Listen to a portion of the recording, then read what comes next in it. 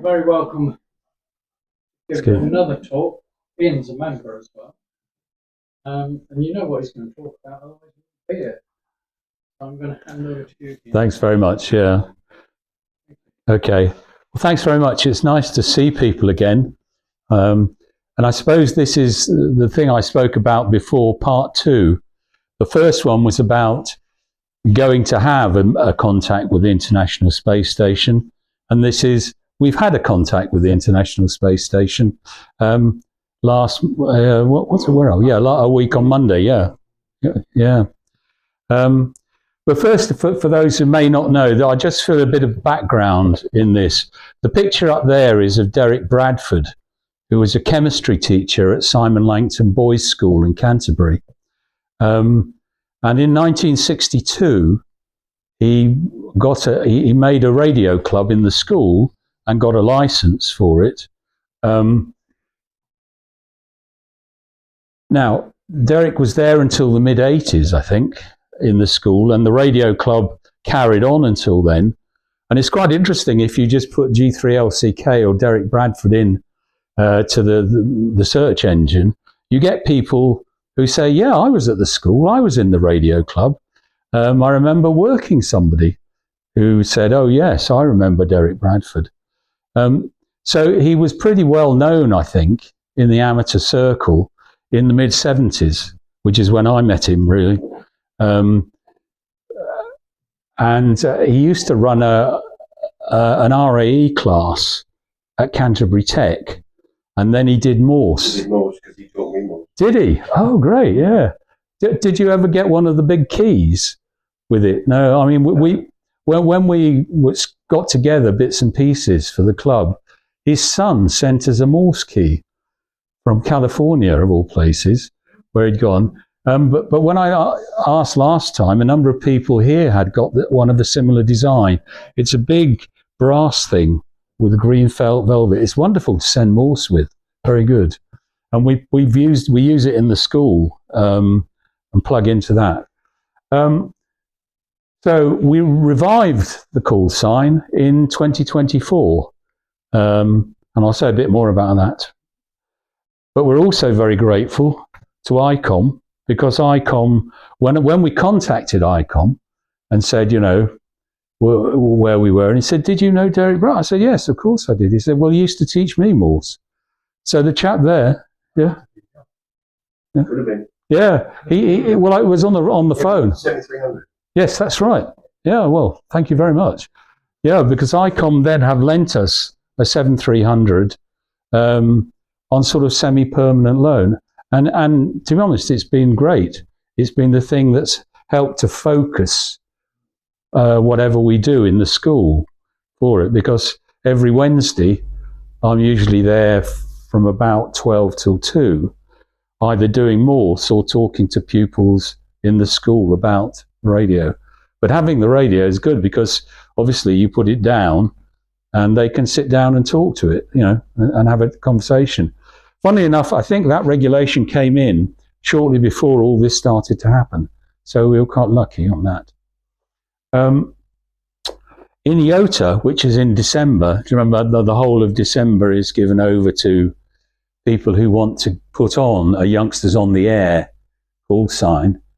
So we had GB24 IOTA and GB25 IOTA, for which, of course, I was too old. So I just had to stand by and watch 11 and 12-year-olds talk away on the radio for it. But what they did organise, which was very good, was it was in one of the big classrooms there. And so the year 7s, that's the 11 to 12-year-olds, were down at the front with the radio talking to people. And then Tim Lesworth, who's the teacher who's sort of been the contact in the school, and I talked about amateur radio. He talked about the radio and the physics of it, and I talked about the being there with Derek for it. And so they saw that, and they found it interesting, I think, sometimes. And sometimes we got people coming back just wanting to look at it and see what was going on.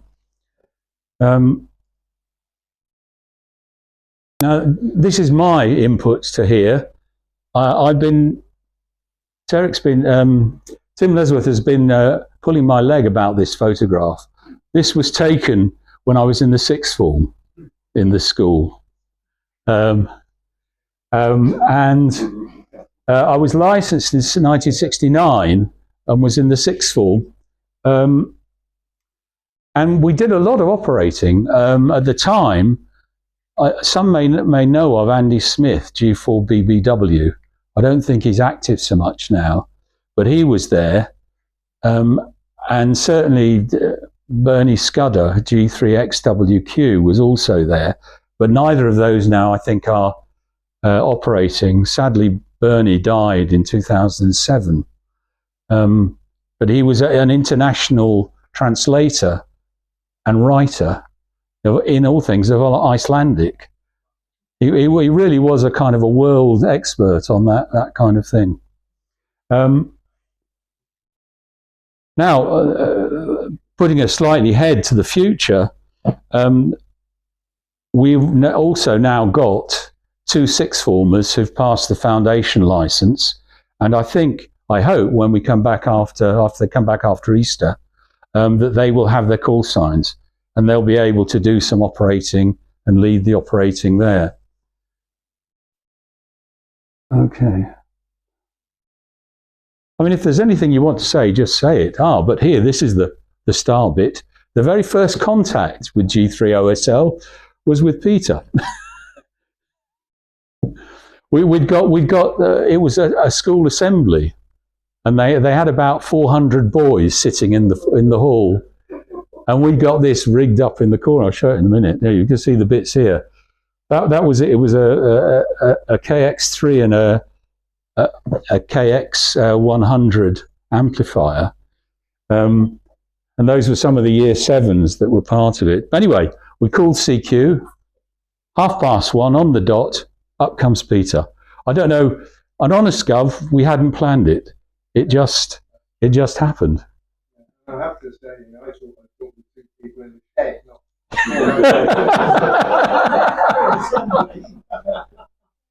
Yeah, well, there you go. It's a good job the TV wasn't working, I think. Yeah, but it was great. I mean, Peter spoke very well to the audience, as it were, who were there. And afterwards, we got a lot of interest, mainly from year 7 and 8, about it. But the picture here, you can probably only just see the KX3 and the amplifier, in between the boys there. But they were some of the year 7s who were listening to it. And that's the same year 7s when you look out the window from the hall in the school, there's a sort of a line there between the kitchen and the music room, and there's a tree growing there, and we put the aerial in the tree. Now hang on to that because it comes back later on, but that was the aerial tree for it. Sorry, what? Oh, no. Sorry. Yeah, we should run a competition for naming the tree, really, because we had to climb up as much of the tree as we could, and I think when they came before, they had to chop bits off it, I think. Yeah. Okay, so what's going on at the Langton? That's the story so far. What we did, we were interested in seeing whether or not we could make a contact with the International Space Station, as you do.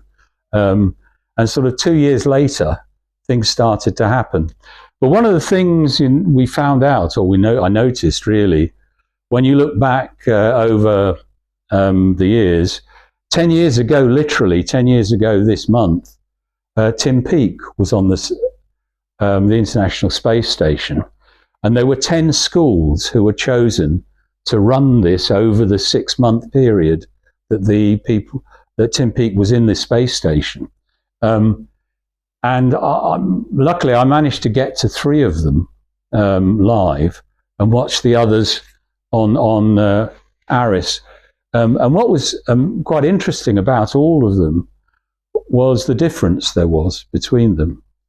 I went to one in Norwich, which was like, I don't know what you'd call it really, it was like an international conference, because Norwich School and the school in Norwich, one private, one state, had got together and put on this amazing collection of things for people to do. They had the contact, they had a room off to one side where they had lots of students cycling, and they were trying to cover 400 kilometers, you know, which is the distance that you go from the Earth to the International Space Station as it's circulating. Excuse me, Yeah. when did you go to Norwich? Oh, this was, it was about this time 10 years ago. I moved from there. a long time ago. Did you? Well, not Norwich. I used to live in a little village called Acle between Great Yarmouth and Norwich. Ah, okay. Yeah. Well, these were two schools. Two schools. I was never lucky enough to go to the schools there, but I know the area. Yeah. Well, as I say, one was a state comprehensive, and the other was an independent school. I think one's called Norwich School, which is the independent, and then the other one is the School of Norwich, something like that. But they together put a great thing on. The next one I went to was in a primary school in Otley, in Yorkshire. And the entire school fitted in a room not much bigger than this. And they had the people, what usually happens with this is they make a contact with the station as it's going over. And then the students ask questions for it. And the first person to ask a question was a 5-year-old called Emmy with her teddy bear. Yeah. And she said, you know, you're supposed to ask interesting questions that would get them talking. And she said to Tim, "Can I come and visit you?" because the thing about this was, she was like here, and he was on the screen here. At that time, they had videos showing the people coming live from the International Space Station. So he was here, and he said, "Well, no, maybe not now, but you know, later on." But I think that particular one, for those who were there, was really the one that kind of struck a chord, because it was so natural, and yet the whole school was involved. I mean, all the teachers in the school were dressed in space uniforms, and the pupils had been doing something about space for the whole week leading up to it. And I think one of the contacts there was a teacher who was an M6, and he was the one, I think, who was pushing the whole of the thing along. But it was great fun. And then the last one was Berry. So I had an idea of what was going to happen, but it was interesting how different it was in each case. Now, what we decided to do for this was to link it to STEM, which is something that's sort of emerging now from this. Sorry, excuse me, I've forgotten something I need to pull out. Yeah. We decided to try and do something with STEM. And so what we had was a day conference organised for 10 to 13-year-olds, which were years 5 and 6 in primary and years 7 and 8 in secondary. So we had about 60 primary children and about 50 Langton boys in years 7 and 8 for it.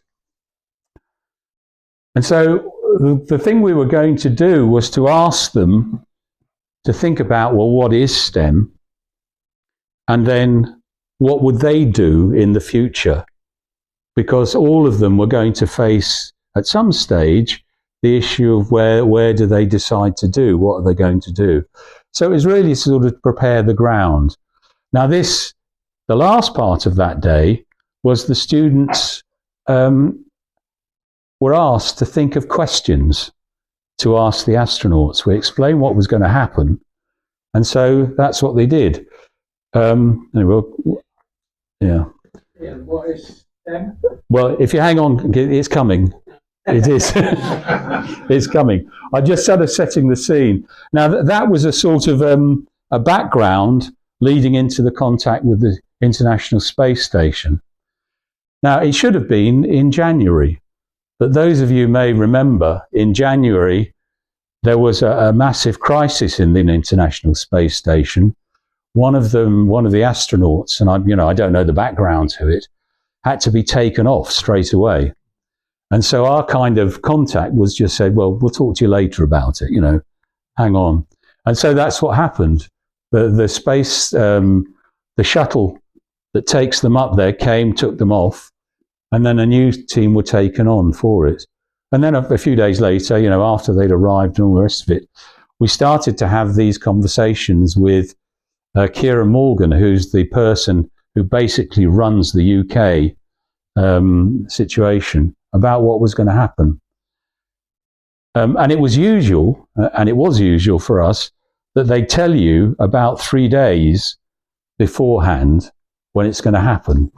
So you've got all of these plans and you're just sort of sitting there waiting for them to say something. And so I think we heard on the Thursday that the contact was arranged for the following Monday. So we had to go into all of the arrangements for it, and we'll look at that in a minute. So that's the sequence. Now, STEM. STEM is the initial of science, technology, engineering, and mathematics. And it's been used quite a lot now in both education and also in work contexts.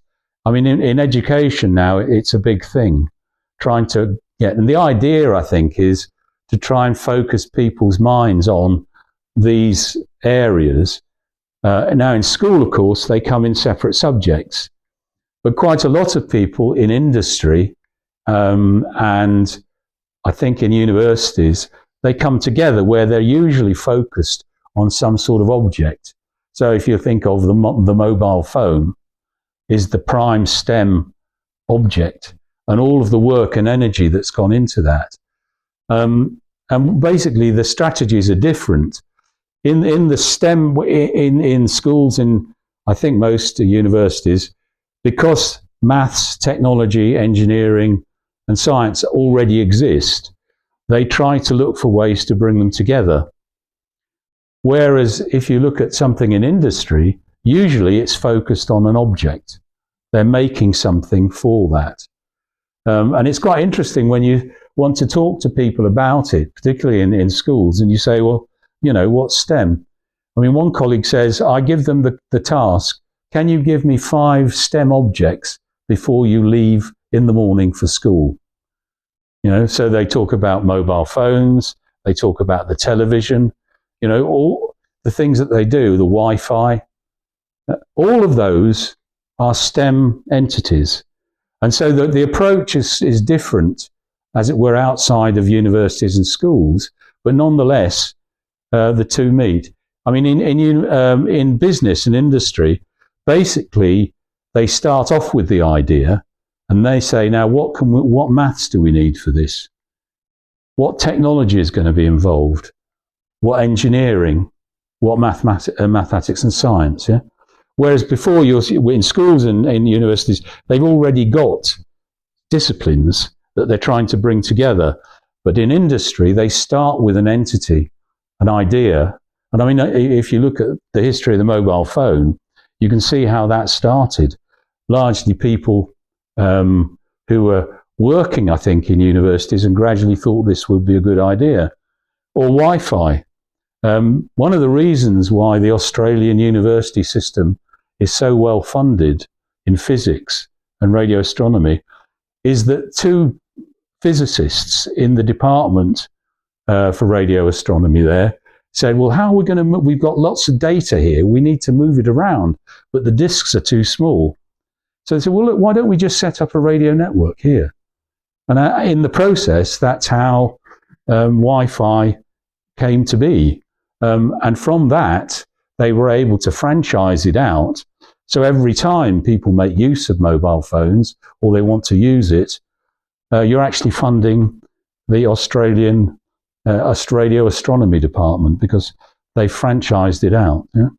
So there are different ways of doing it. Neither one is right, neither one is wrong. I think it's just, it comes in so many shapes and sizes. I mean, it's quite interesting if you look at qrz.com, where people sometimes put a lot of stuff in, and you can see in people's lives the development of STEM and radio going together.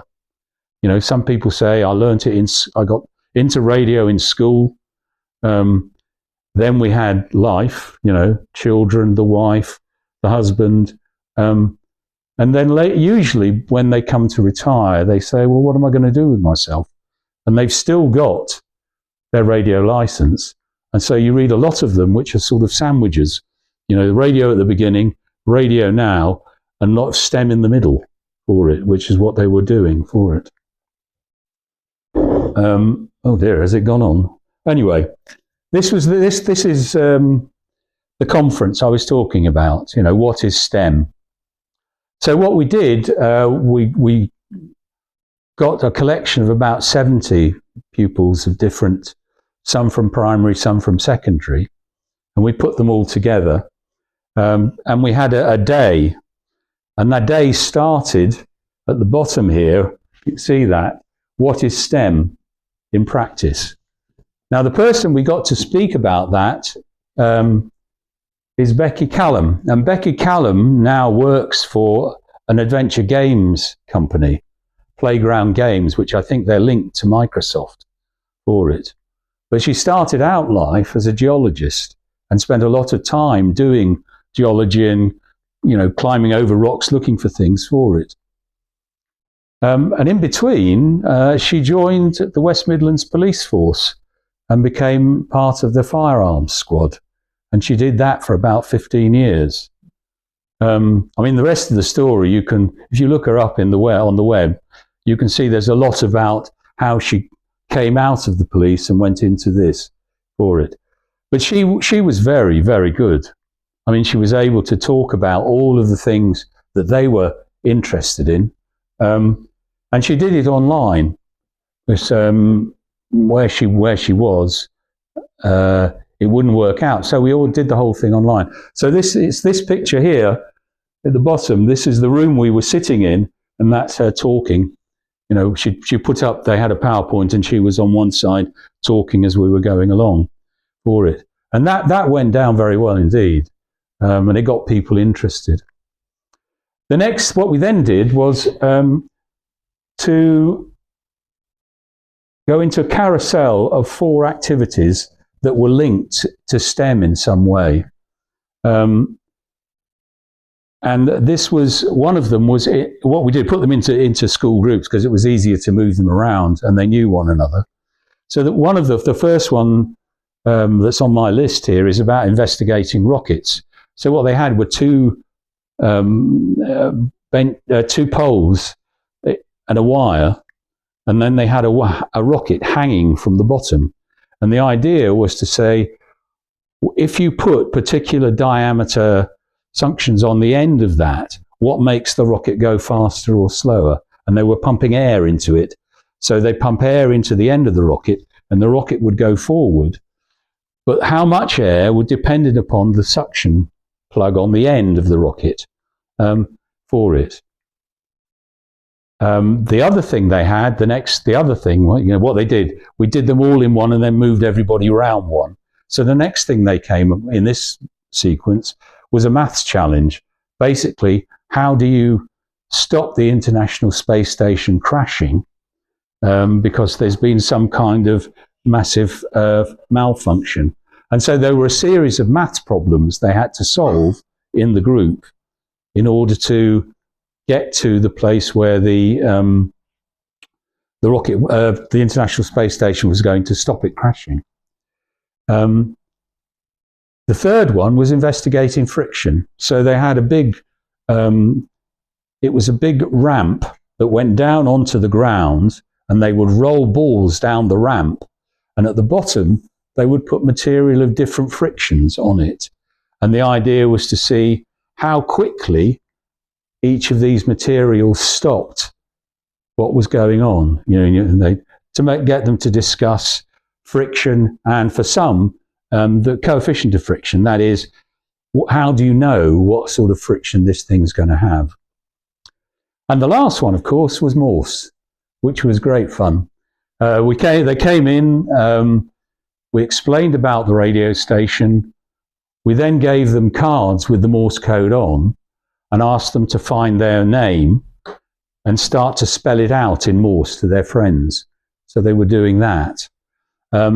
We also then had the ICOM in the room, and we were listening to the Morse being sent by the stations. I think it was on 20 meters, and we could tell them what they were being said. And then I would send something like CQ, and they had to work out what it was.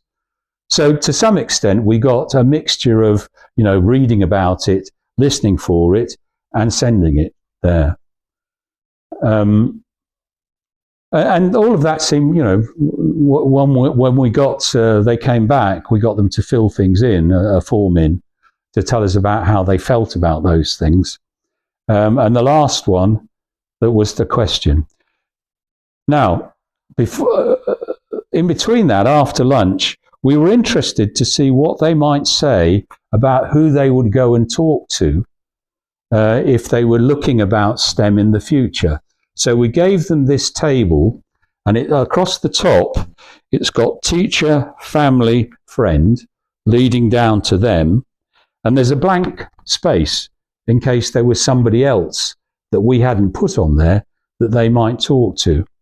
So they had to ask the question, who do I talk to about STEM? And this was to get them to think about, well, who would I go and talk to if I was doing STEM? And so what they had to do was simply at the side there's a box that says yes, maybe, no, tick, question mark, cross.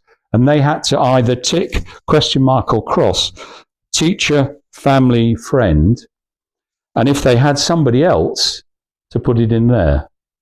And the results were really interesting, particularly because it was about STEM, because a couple of them put in there Google. Yeah, they go and ask Google. Yeah, or chat GB, which was the other thing for it. On the whole, it depended upon their age, because most of the primary children were still with mum and dad and whoever in the family. Relatively few, in comparison, asked their friends, and quite a few thought the teacher might know for it. So that was interesting, and they had to decide whether they were circle whether they were year 5, 6, 7, or 8, and a boy and a girl, so we could sort of get a picture of who they were. So at the end, we asked them then to fill out here. So here are the talk, rockets, maths, investigating friction, and Morse code. And what they had to do again was to tick yes, maybe, no. Did they like it? Perhaps, certainly not. For it. They all liked the talk. They really all enjoyed that. All of that. I think 85% of the people who were there said yes to that. They really enjoyed it. And then it was more or less the same there. And then there were also, do you want to comment on the day? And most of them were positive. They said it was fun, it was different for it. And then the last one is a question, because we told them about the space station that was coming and asked them to write a question for them. So that's what they did. And then they just handed those in for it. So we had, I think, 60, maybe 70 sheets altogether.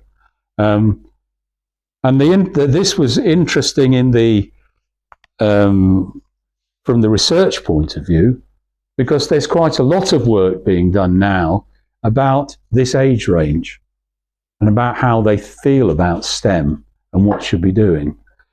Happily, I was very happy with the people who like Morse. So Morse and amateur radio got a reasonably good thing there. Because we also asked them to fill in about the 4 sessions here and just tick them, yes, no, maybe, or against the talk, investigating rockets, maths challenge, friction, and Morse and amateur radio. So we got quite a lot of interesting things from it. And of course, it was half an hour in each section, and then half an hour to talk to them. And then I think they had another group, because the senior school, as it were also having a STEM day, and they wanted the hall. So we all had to finish and get out for it. So this is something that they put out to show the various things about it. This one in the bottom corner is actually, could be described as the sixth formers who ran the groups looking for their groups, maybe. More likely they were looking for where they were supposed to go and have a talk for it. But those are pictures associated with each of the sessions that we had for it. I mean, anybody want to ask, please, just say as we're going along. Okay.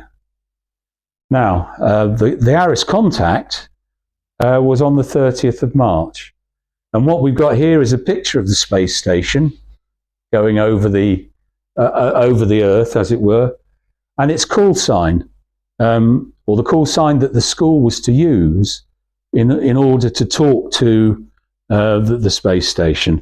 And that was GB4 SLS, Simon Langton School. There, GB4 SLS, calling the International Space Station for it. Now, how does this work? Well, you probably are familiar with this, I don't know. But basically, here's the astronaut on the top left-hand corner, Jack, who talks through the International Space Station down to the school on the bottom right. And the pictures up there show the astronaut, the space station, and the picture taken from the video of the school activity, which we'll look at in a minute for it. And really, the important part of this is, they were, all of the team who came to talk to, who set this up, were all amateurs. They'd all taken a day off work, or they were all doing it voluntarily. And it was quite, we'll see in a minute, there's quite a lot of stuff in this at all. And what they did was they asked, what we did with the questions from these things, we put them all together and then sent them off, and they selected 20, and they had 20 people there. If you might be able to see in the picture, there's a picture of Kieran Morgan, and then the younger pupils there who are lining up to ask their question next to Kieran. This is on 2 meters. I think it's a 2 meter up. Sorry? And 77. Is it? Oh, sorry, I've got them. Right, thanks. Yeah, it's great to have you here, Chris. So what was the 77? That I don't know. I think I can never remember it. No. It's the same one. There's a repeater on the space station. On the space station. So is it American space? No, it's a 67 hertz tone for 145,800 is the downlink. 437 something, isn't it? Yeah. That's it, yeah. The uplink. 67 hertz. Quite easy to work. Yes. Yeah.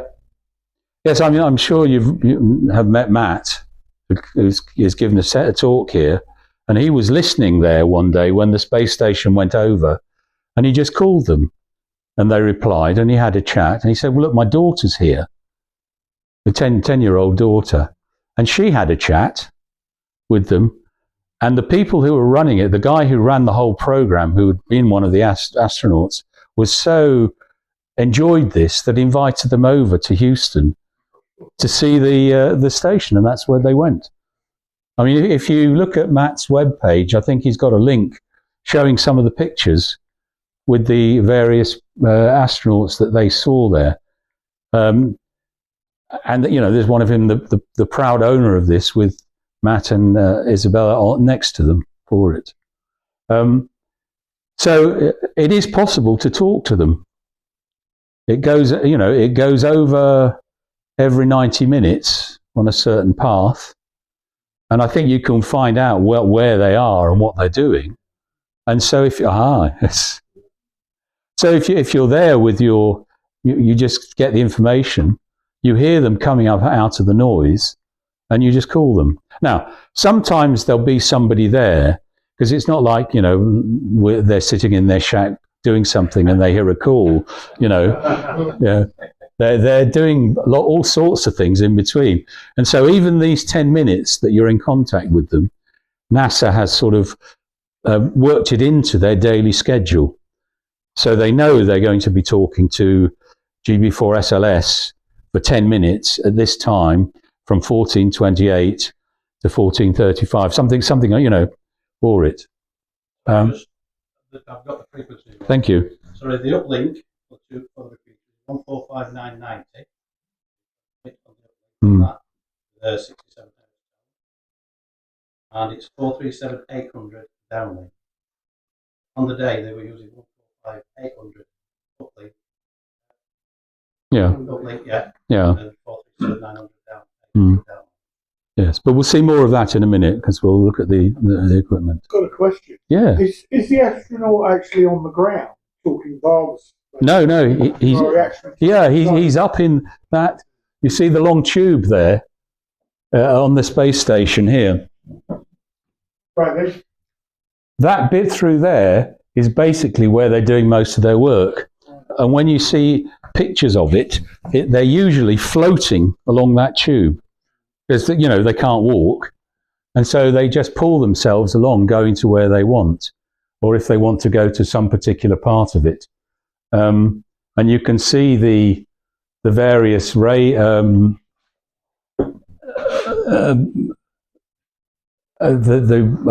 voltaic piles there, which are the things that provide the energy. Sorry? Solar panel. Yes, thank you, as somebody pointed out. Yeah, and his call is November Alpha 1 Sierra Sierra in the space station. So GB4 SLS, NA1 SS, and that was the contact between the two places for it. Now, what happened? Well, I'll go have a look now at some of the equipment that they were using for it. This is the tower and the 2-meter crossed Yagi up here. I don't know if you can see that. I thought it was all right, but it's across because they want circular polarization. So it's a 2-meter Yagi, but it's got 2 sets of parts to it. So that was the transmitting, and this is the 70 centimeters receiving. And both of them are steered. See this long black cable here goes into, sorry, you can see that? That goes into the place where they're controlling it from. Now, the other thing they had on there was ham TV. And so they were taking signals from the from the International Space Station whilst the conversation was going on. And this was the TV antenna. And the guy who was running it told me that what they do is they triangulate between the school, Goonhilly, and Delft, the University of Delft, so that if anything goes wrong on one of them, the other two can pick it up and send it through. And there's a picture here of the dish, and underneath it, the box of tricks they were using underneath that to give various parts.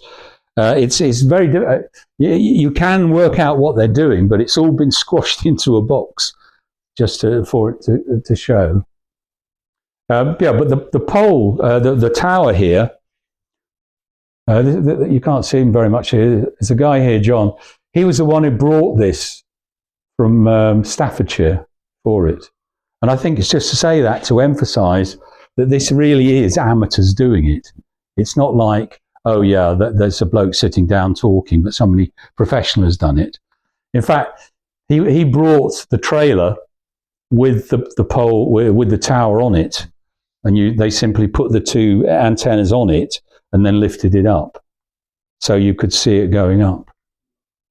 The same with the TV aerial. I mean, the guy who did the TV, he brought a whole bag of equipment plus the disc, the dish, sorry, and we looked at that.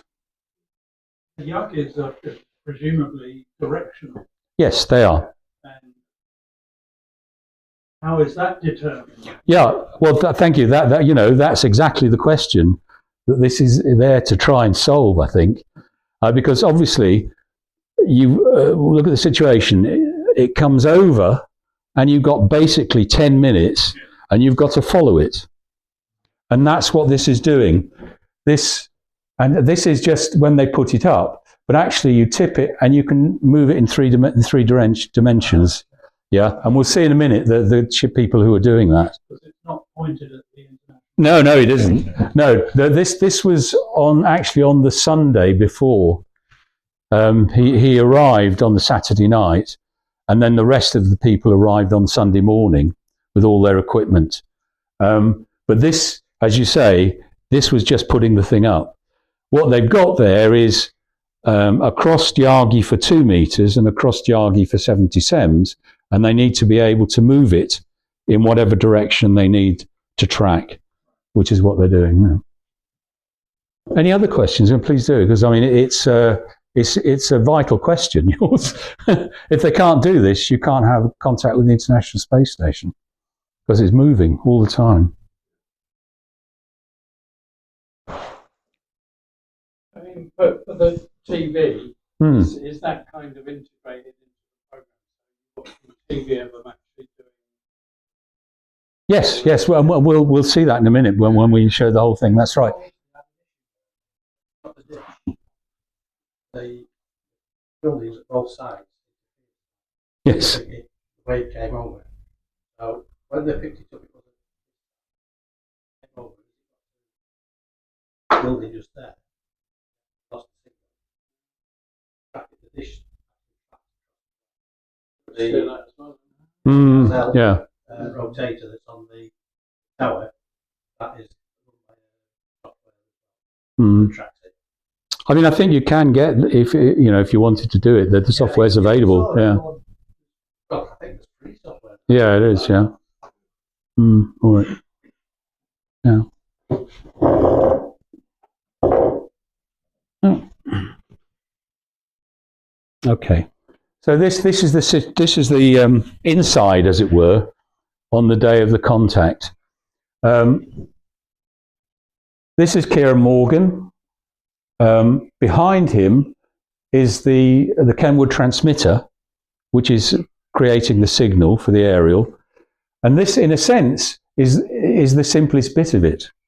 But there's the Kenwood transmitter, and this is where they're checking the aerial and checking the rotator, so that they could make sure that it actually did work in practice and that they can follow it automatically.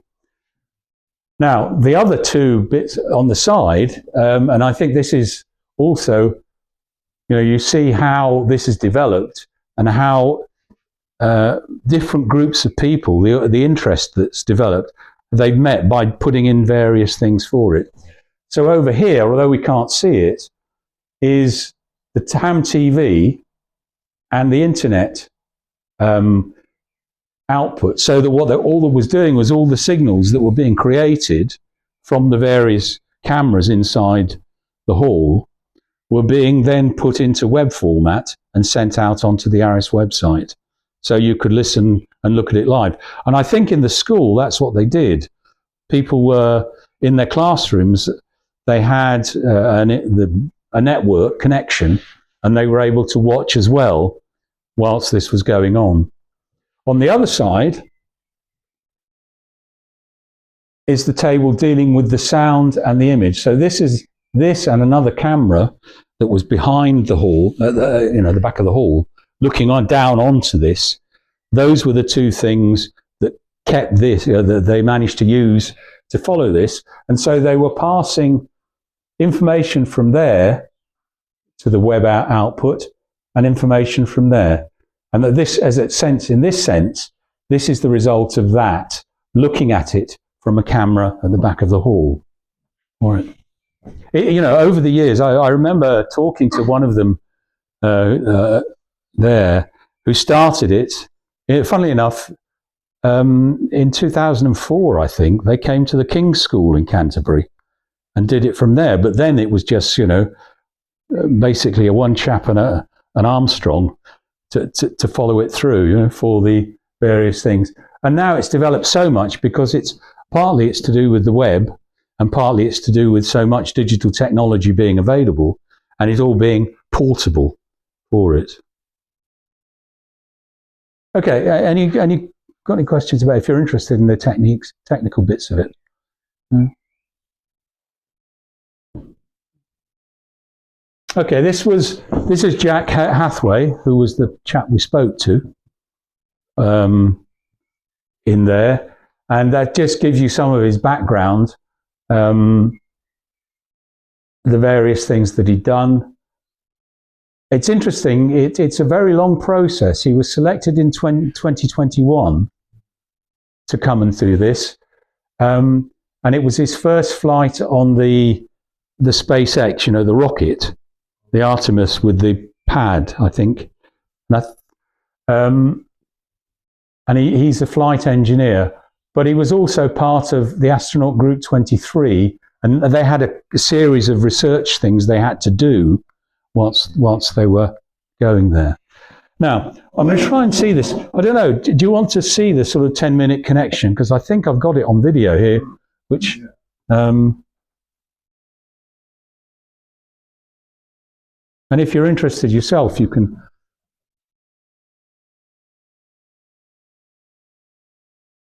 Okay, this is what was up just before. Now, what you can see there is the flight path of the International Space Station. This thing here.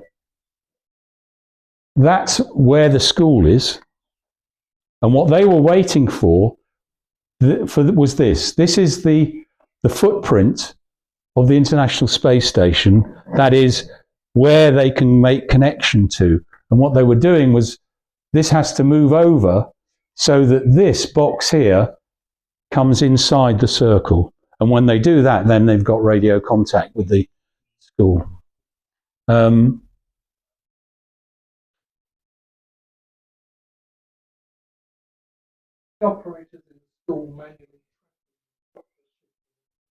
It was done automatically for this, yeah. Yeah, Carlo, yeah. Oh, Carlos. Yeah, Carlos, yeah. Oh, Sunday. He's the guy who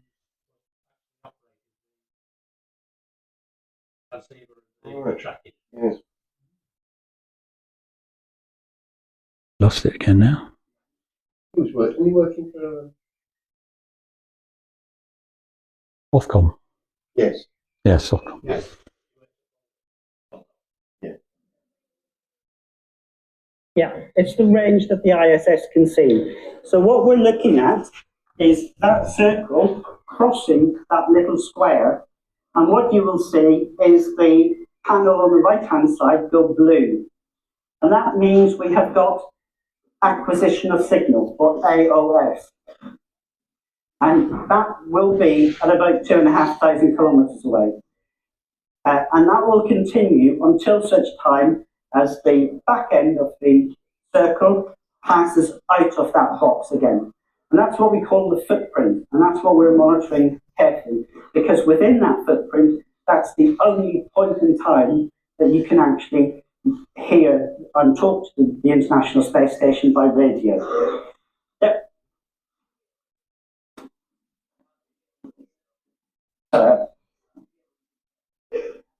And a lot of hard work yesterday. True. A lot of hard work yesterday. Okay, so we're nearly there. What we're going to do is we're going to bring the audio up so you can get accustomed to the static.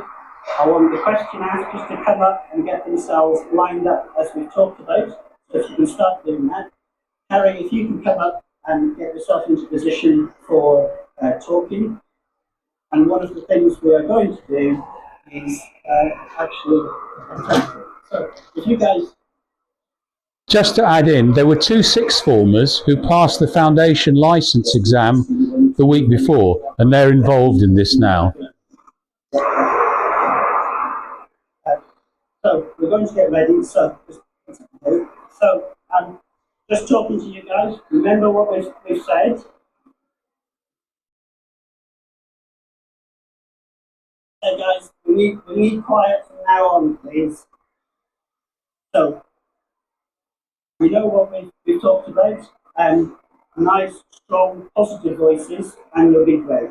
And just read what's on the question papers for you. Okay? So, as you can see, the space station is just approaching the southwest of the country. When it does, we will start talking to the space station in the hope that we can make use of some more science called atmospheric coupling to actually make the signals go around the Earth. So, is everybody ready? Yeah? Ready? Okay, so let's. Okay.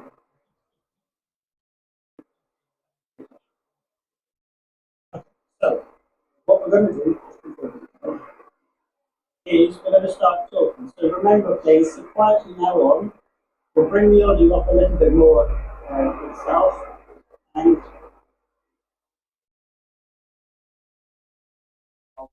Sierra Sierra, this is Golf Bravo 4, Sierra Lima Sierra. Are you receiving? Over.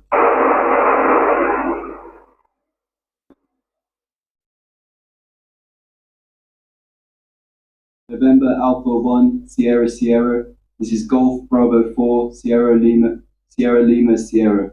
Are you receiving? Over.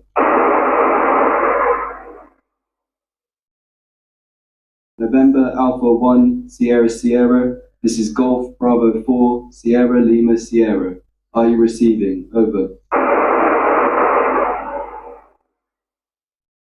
November Alpha 1, Sierra Sierra, this is Golf Bravo 4, Sierra Lima Sierra.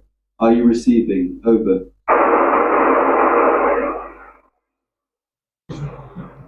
Yes, we all know that feeling. November Alpha 1, Sierra Sierra, this is Golf Bravo 4, Sierra Lima Sierra. Are you receiving? Over. November Alpha 1, Sierra Sierra, this is Golf Bravo 4, Sierra Lima Sierra. Are you receiving? Over. November Alpha 1, Sierra Sierra, this is Golf Bravo 4, Sierra Lima Sierra. Are you receiving? Over. Sierra Lima Sierra, this is November Alpha 1, Sierra Sierra, the International Space Station. I have you loud and clear. Now me, over. NA1SS, GB4SLS. Great to hear you, Jack, and welcome to the Simon Langton Grammar School for Boys, here in the historic city of Canterbury. Are you ready for your first question?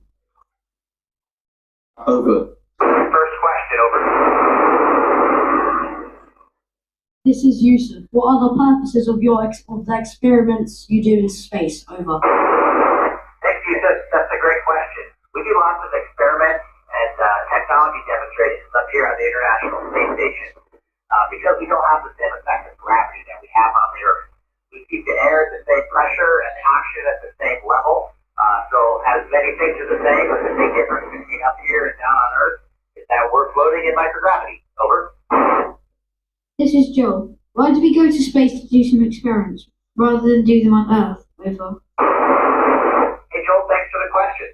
When we do experiments on the International Space Station, they're almost always repeated back on Earth as well. So we don't have the effect of gravity quite the same way that we do on Earth. So we do experiments up here and back on Earth and compare the results and see if the difference is partially or mostly caused by gravity. Over.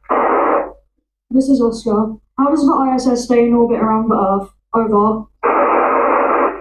Like all satellites and the moon, things that are orbiting the Earth have a certain amount of speed. And we're going 17,500 miles an hour. And because of that speed, we're constantly falling just outside the grasp of the atmosphere.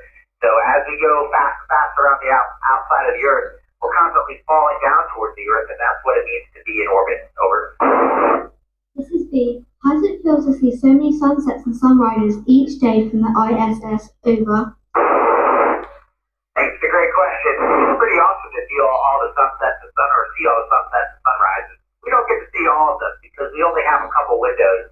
But when we have the opportunity, it's really beautiful to watch. It's quite a great privilege. Over. This is Joshua. What food do you eat on the ISS? Over. Hi, Joshua. Up here on the ISS, they set up cargo vessels every few months, and on those cargo vessels have freeze-dried or food with all the water taken out of it, and we rehydrate the food or we heat it up in the oven if it's just prepared, but safely, and so we can eat quite a variety of food up here. Over. This is Max. Why is there no air in space? Over. Hi, Matt. It's hard to say that there's no air in space. There's just very, very, very little. Most of the air, most of the atmosphere on Earth is held on Earth by the gravity of Earth. So the gravity of Earth is holding all that air down, and it just gets less and less dense the further away from the surface of the Earth that you get. Actually, even up here at 250 miles above the surface of the Earth, we still feel a little bit of drag from the atmosphere. Every once in a while, we have to use our engines to boost us back up to the right orbit. Over. This is Steph. How does rocket fuel work when there is no air for combustion? Over. That's an insightful question. I appreciate it. Yeah, you definitely need oxygen to get that rocket fuel to burn. And so rockets will bring their own oxygen, usually in the form of really, really cold liquid oxygen that they keep on board to help to burn the actual fuel. Over. This is Steph. What do you do for entertainment on the ISS? Over. Well, we do a lot of work up here just to keep our laboratory humming and all the experiments going. So when we have some free time, we like to do flips, zoom down the different modules. We also have a little bit of access to the internet, so we can call home and talk to our families. Over. This is Tom. How hard do you have to train to go into space? Over. Training to go to space is it's a lot of fun, but it does take a lot of time. Most of us had a different career, either in academic research as a scientist or as a test pilot, for 10 or 15 years before we could get a job as an astronaut. And then we have to train for at least 4 years before our first mission to space. Over. This is Shinjara. What is it like launching into space? Over. Launching into space is a lot of fun. You get to go with a couple of your friends, climb up to the top of the rocket, and climb into the capsule, and then wait for the countdown to go. And it's a feeling unlike anything else. You've never experienced like it, and the rumble of the rocket, and then the feeling of stage separation, and finally the feeling of floating in zero gravity at the end. It's a pretty awesome experience. Over. This is Elsie. What is it like to be in zero gravity for a long period of time? Over. Living in zero gravity is different than living on Earth. So we have to learn how to do things differently. Everything floats away. You can't just put a cup down on the table. So you have to get used to using Velcro or sticking things down. We don't walk on our feet. We kind of float through the modules and use our hands to push us along. So it's like a whole different world that you have to adapt to and get used to. But it's a pretty neat experience. Over. Without weight pulling things down on the ground, there must be a lot less friction to help you move. How do you compensate for that? Over. That's an interesting question. I appreciate it. Yeah, as we move around, the friction of the ground doesn't slow us down, and the friction of the air that we float through slows us down a little bit, but really not that much. And when we spacewalk and there's no air outside the station, there's no air to slow you down at all. So you just kind of got to get a sense of how hard you have to push off one handrail to arrive at the next. One of the most interesting things is when you're trying to pass something to somebody, we're all used to throwing a ball, and the ball goes up and then it comes down. But in space, it just flies straight. So you have to get used to that kind of different physics without as much of effective gravity. Over. This is Yusuf. Do you have any source of internet in space? Over. Hi, Yusuf. Thanks for the question. We do have some internet via the satellites, and so This is coming direct now on the space station. We occasionally get to video chat and call back home as well. So we don't have a limited internet like you do on the ground, but we do have a pretty good connection up here. Over. Jack, this is GB4 SLS. We have you on hand TV, so please give us all a wave. Are you ready for your next question? Your next question.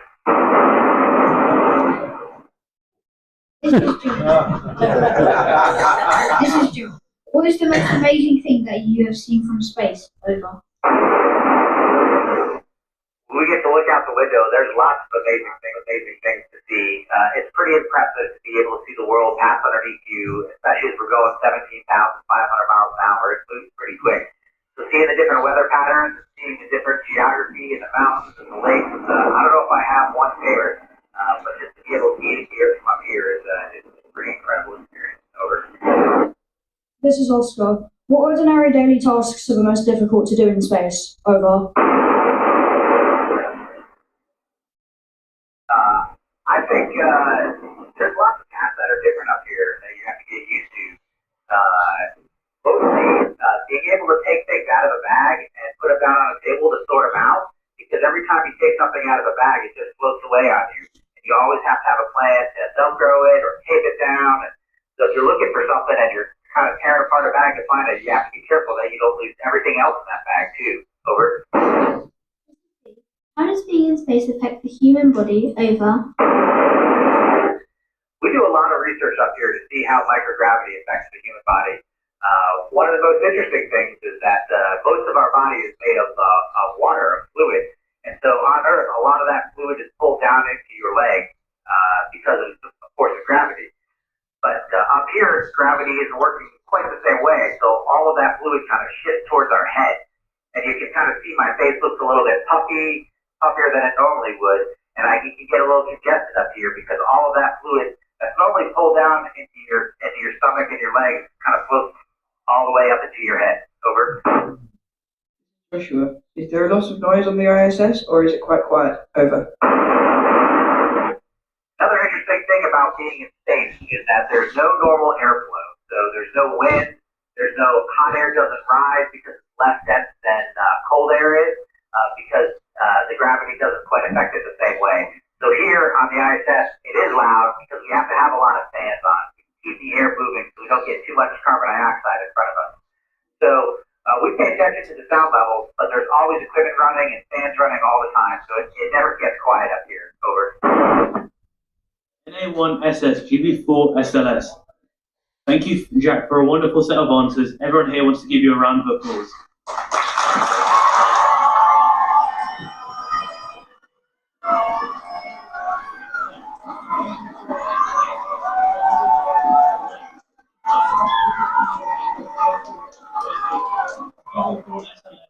Thanks for a great time. November Alpha 1 SS, the International Space Station is clear.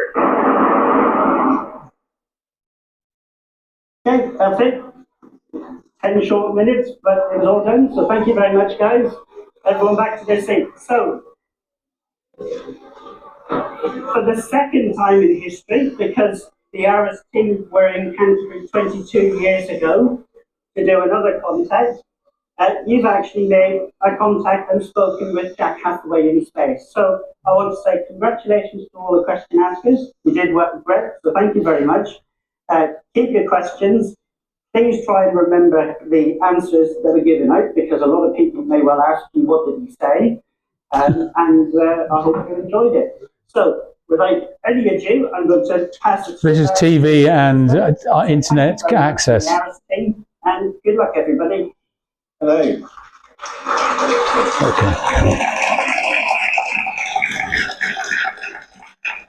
Well, thank you very much. It has to be. Okay. I mean, Tim Lesworth is just, going around and giving everybody a pat on the back. Well done. Great. But yes, I mean, it's amazing all the time and effort that's gone into producing that 10 minutes. Several days worth of effort has gone into getting the questions, getting the students, putting them together, putting up the antenna, running things through. It took them a day, I think, Chris, didn't it, really, to get it all sorted here for it. I've got to say it was a privilege to be there. Mm. And emotional. Yes, for it. Ian, are they talking to schools all around the world? Yes. Yeah, they're doing France at the moment, aren't they? Yes. I mean, this video is if you do live.aris.org, that'll give you a list of where they are, and then this one was just one of a long list down the side. But after us, there was a French school and then others. So yes, as they're going round, because each of the people, the astronauts that are there, often they can speak the language that's needed. Yeah, and so they move from one to the other. Jack, is he a licensed amateur? Yes. Yes, they have to do to get the to be able to use the call sign. Yeah, thanks for it. Good. Sort of multiple people trying to come to the ISS at once. I think because it You don't actually, on the repeat, you don't talk to the ISS. no. It's just like using any other repeat. You put your call CQ.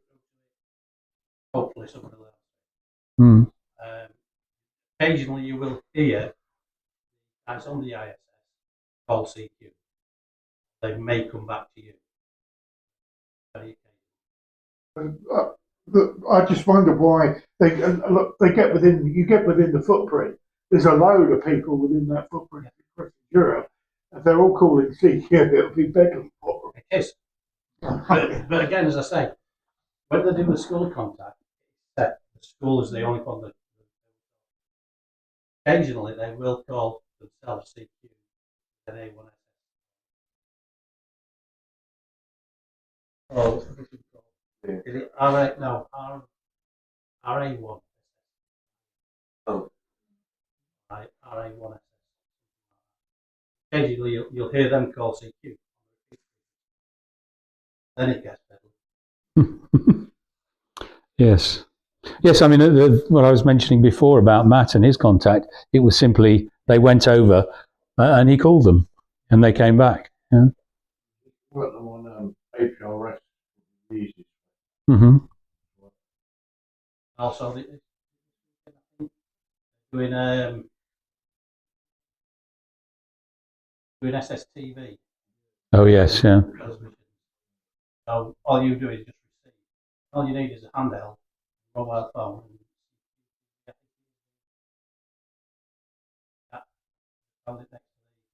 This is on 145-800.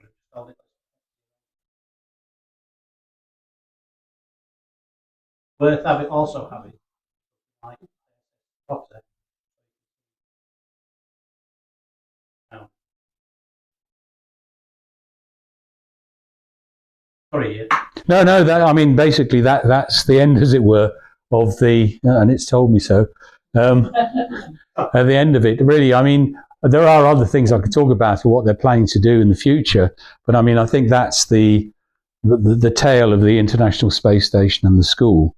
And I'm like Chris, I can only stand by and applaud because of what the team do. It's just amazing. You know, when they arrive, they all know what they're going to do. That they just get on and do it, and it all comes out. I mean, it's marvelous, really. Is it the same crowd that they're all? Yes, I think so. Yeah. I mean, there are some changes depending on whether or not somebody can make it, but yeah, it's usually the same. And certainly, I think Kieran was ill a little while ago, and somebody else did it. But Kieran usually leads the teams. The school radio. Yes, yeah, mainly on 20 or 40 at the moment, and in the last couple of weeks before the end of term, we were doing from sort of 1:45 to 2:45.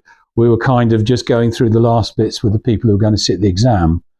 But prior to that, they would come out to the shack, or the observatory. Sorry, not the shack; it's the observatory.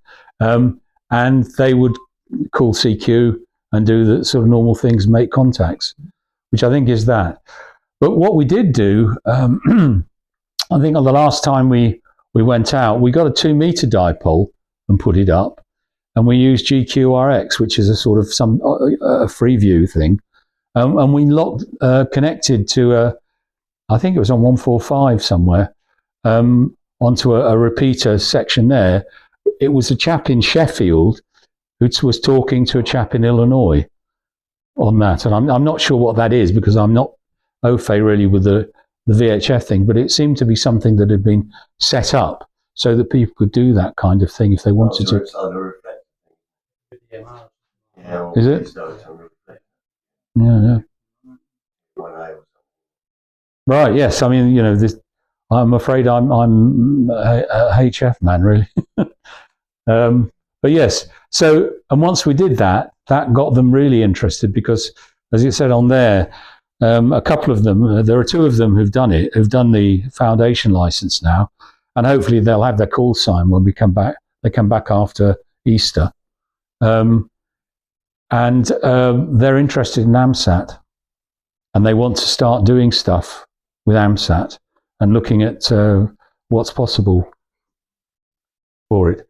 The other thing that's on that list, I don't know whether it's, yeah. Oh, well, no, it doesn't matter. AMSAT, there's something they've got there called Radio Jove. I don't know if you've heard of it. It's been going for quite a long time. They've got two sets of dipoles on 20 meters with a coax between them. And the length of the coax is such that it provides a beam in a particular direction for when Jupiter is coming over towards the Earth. And they've done some things with that, which produces lots and lots of different kind of noise and things like that, where they can look at various things, and they leave it running overnight. And well, I think that's what they're using. Yeah, years ago. Yeah. What, were you at the school, no? No, Frank Hooker. Ah. Yeah. Yeah. No, that's right. No. Well, no, I think they're connecting with the new Frank Hooker made new, I think. Yeah, I was involved in the stuff with Colonel Irwin and when. Yeah. Oh, right. Okay. Yeah. Oh, yes. No, I know. What's it called? The Canterbury Academy now. I think there's some connection between the two things. Yeah. But the other thing is the hydrogen line. This is because the universe, is very big, and it's full of hydrogen, which are one atom, one electron, one proton atoms, which just sit there for millions of years. And occasionally, if one of them gets hit by a photon or something else like that, it changes the spin, and it goes from going in one direction to the other, and that emits a signal on 1420 megahertz. And you can actually look at that if you wanted to.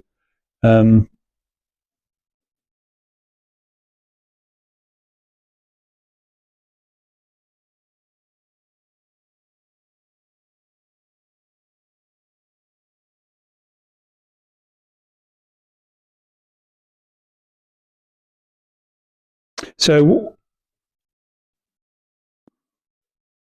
here's our hydrogen atom just sitting there for 1 million or so years, just bobbing away. It gets hit by something, and what you get is this peak, about 1420, 406 megahertz. And I mean, this was done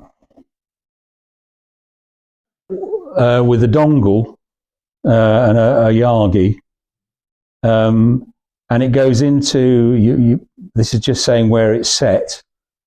All that 1420.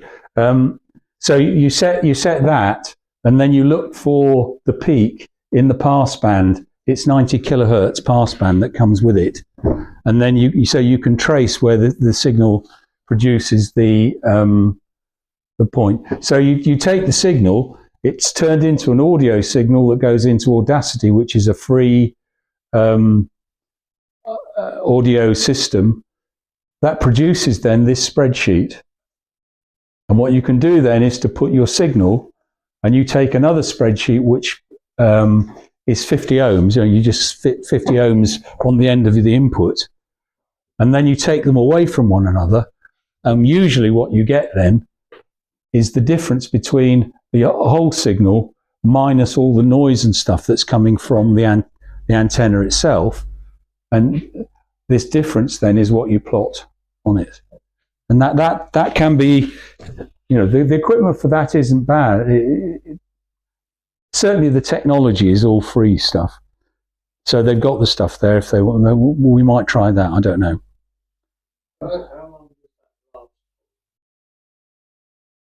Oh, yeah, it's there all the time, in the sense that because there are so many, there's so many of these simple hydrogen atoms going on, and the thing can sit there for millions of years and then just be hit. Now, obviously, the thing on its own doesn't make a lot of difference, but there are a lot of them, and they come from all directions. Yes, sir. Yeah, I mean, we've. And what you end up doing, I mean, this happened to have been quite a nice one, but actually what you get over a period of time are the Doppler effect that you were asking about before, and also the spread of the signal. So you can have, because of the, depending upon the structure of the atmosphere, sorry, the hydrogen background to this, you can get it coming and going away from you as well. I mean, because these are just random things. And so sometimes you get them coming towards this and sometimes going away. And that shifts the frequency from 14, 20 through to something that's, it can be a 1.5, perhaps sometimes 5 kilohertz over. And from that you can work out where it's going and how fast it's going on the basis of that. Yes, this was first found with a radio telescope. Yeah, it was. When did that work out? How long ago was that? I think that the chap who worked it out did it in 1945, but nobody really was able to have anything of the right sensitivity till about the early 50s. And then they found what he said. He said it would come out at that frequency, and lo and behold, it did.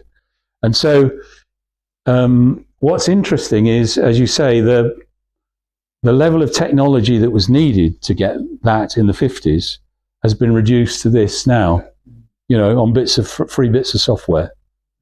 I mean, I because of the Mac, I prefer to use the FunCube dongle, but you can get RTL dongles, which are quite cheap, and put those through the same system, really, for it. You have to sort of look at what the characteristics of the dongle is, and what output it gives, and then just adjust your audacity, because what you're looking for is audio, and that comes out of this system here. So basically, the dongle is here, and it's tuned to that frequency, and it pulls out 2 streams of sound which go into Audacity, which you can see, and then you can combine them in different ways, and that in Audacity, and it'll give you that spreadsheet output, and you can just graph the spreadsheet from it. Yeah. I mean, in some ways, what you were saying about what they used to do it and what we can do with it now is just amazing. Yeah. Yeah.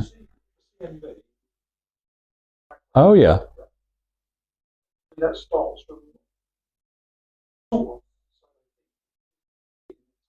Yes, yes. that must have an effect on the hydrogen. Yeah, it does. I mean, I think that's what I was saying, that really, I mean, it's difficult to say how many there are, because there are just so many of them. But I think what they're seeing now, and it's actually what they use the hydrogen line for in some ways, is to find out what's happening to particular stars. Because if you can pick up from the star this hydrogen line and compare it with what it would be if it were just in the next room, so to speak, they can then determine whether this thing is going away, or if 2 sets of galaxies are moving apart. And it's that, I think, at the moment, that people are really interested in.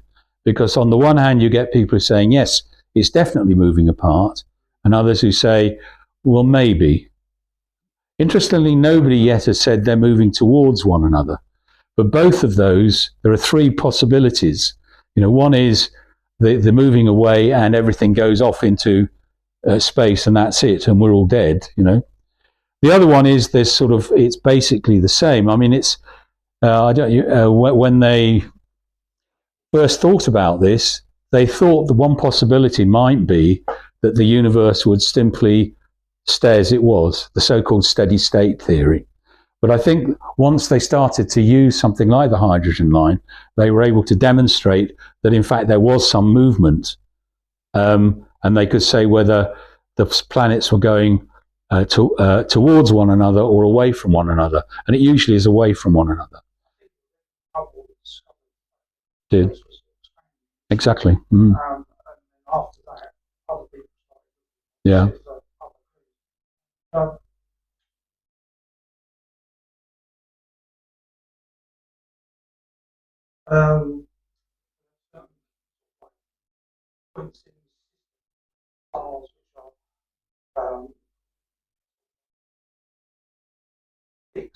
Yes.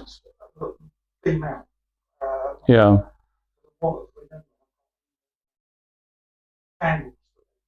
Yes.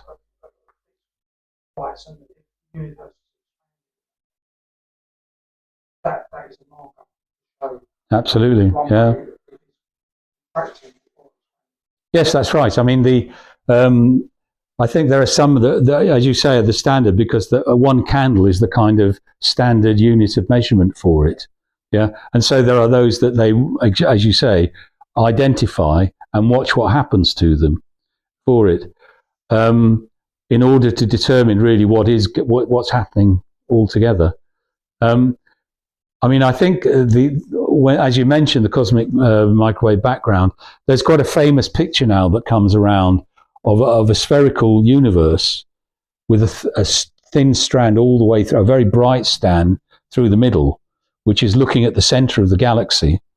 And then it's looking to see what's happening around the galaxy in order to, you say, look at that question.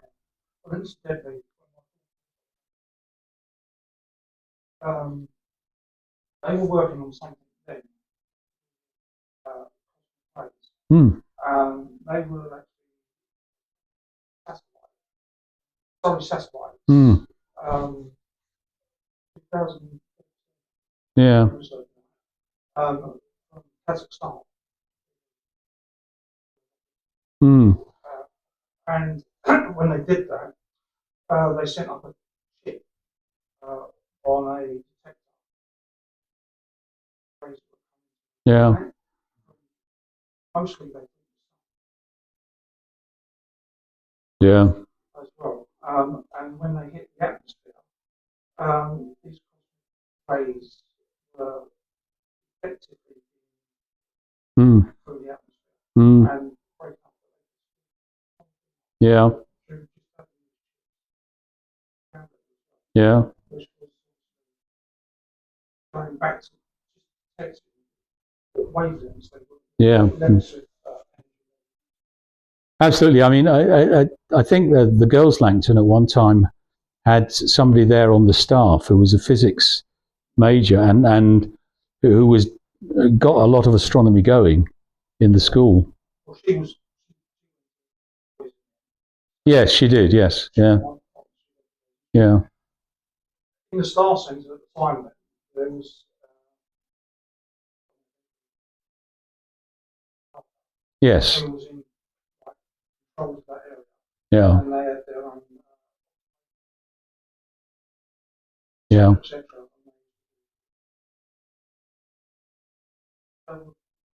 Interesting.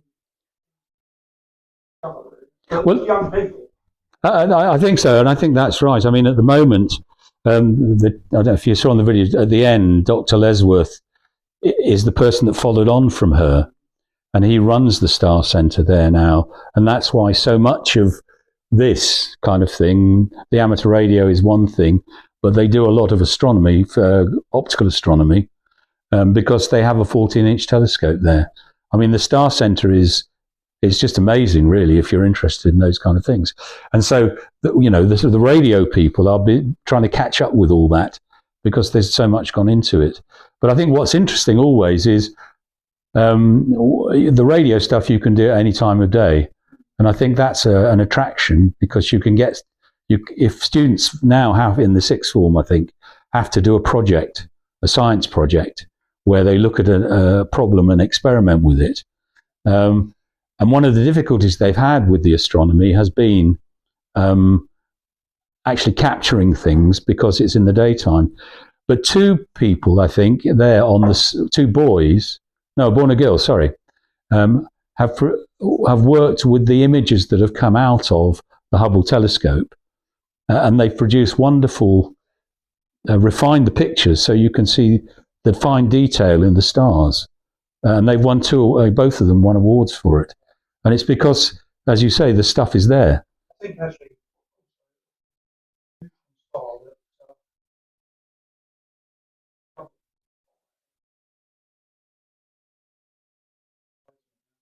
Little Green Men. Yeah, yes, Jocelyn Bell. Yes, the person. I mean, yes, that's right. In Cambridge, they in the 60s, they had a very large wire array. You know, I mean, a wire antenna that was spread over several, over a very long distance. And what they used to do, all they had were pen recorders, and so they'd leave the pen recorders running over a period of time, and then just collect whatever came out. And what they produced, what Jocelyn Bell produced, was a pen recorder bit where there was a peak like that, and then another peak like that, on it. And that's what they called them originally, the Little Green Men, because they were the first time they'd ever been seen. But these were pulsars, which are basically, I mean, if you think about the life of a star, some stars of a certain mass, as they go through their life, they burn up. It's basically a competition between what can be burnt and what causes gravity. And in the end, gravity wins. But if the gravity produced by the particular thing that you're in, even though all of the kind of other chemicals and elements are on the outside have gone, it still holds that. And with particular sorts of gravity, it focuses what's coming off into beams. And as these things are spinning, you get a pulse. And that's what people have been watching for it. I mean, now they're a massive industry almost, because they produce catalogues with all of them in, where you can find them, what the pulse is, and so on and so forth. But the same thing is true. They can do that any time of the day. I mean, if you've been to Jodrell Bank, well, that's one of the places where they specialise in tracking pulsars. Yeah.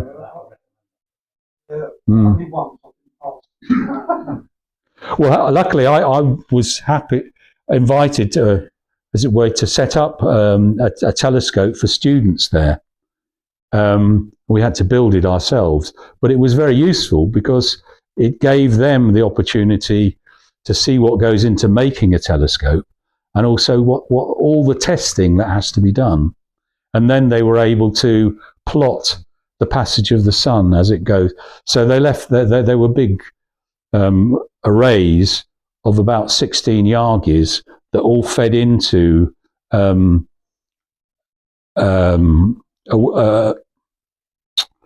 combiner, which then went through an amplifier and into the shack. And you could see as the sun passed over, a big loop, a bell curve as it goes over. But it was also possible, I think, because they were preparing themselves really to go into looking at pulsars, where you definitely need the big dish that they've got at Jodrell for it. But it's the same sort of thing. You can still get the signals if you're patient enough for it.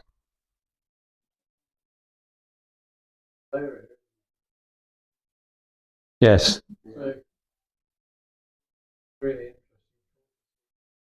Yes, thank you. I mean, it's been amazing. I've been away from the school for a long time, and it was purely by accident that I got talking to somebody, and they said they've got this. And when I went in there, I couldn't believe it. There was as you say, the Jove stuff that was there. They managed to get the ICOM stuff, and now they're talking about perhaps doing something like this.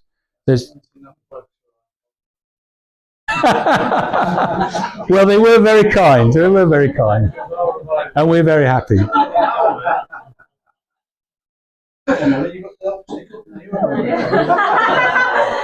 And I think perhaps we better stop there before we start having arguments. Anyway, thank you very much. Thank you so much. Thank you.